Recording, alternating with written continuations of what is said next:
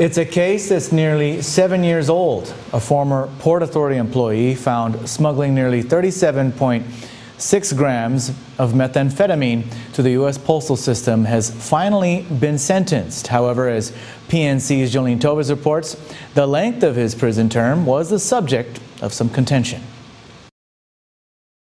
Since his arrest in 2011, Gilbert Duenas Jr. has provided the Bureau of Alcohol, Tobacco, and Firearms, the Drug Enforcement Agency, and the U.S. Postal Administration with, quote, substantial information, end quote, regarding the smuggling of drugs into the island.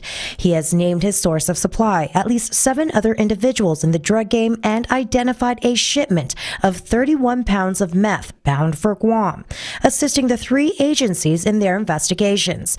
But the question of the day, what is the value of his assistance to the ATF in terms of a lesser sentence? While the defense argued that Duenas' assistance over the last 7 years to the Postal Administration and the DEA warranted a reduced sentence of 30 months, he further pointed out that Duenas' assistance to the ATF called for an additional reduction in sentencing.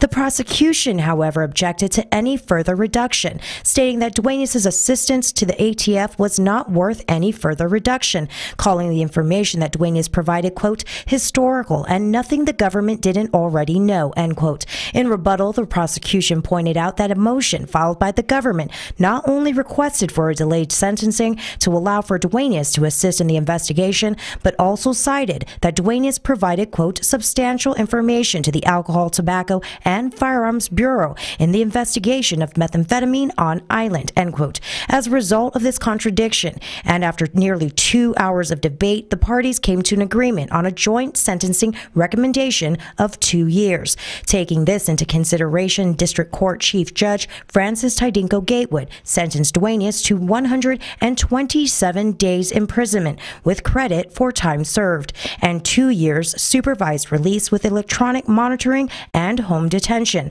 This means that Duenas will not be serving any jail time. Reporting for PNC News, I'm Jolene Toves.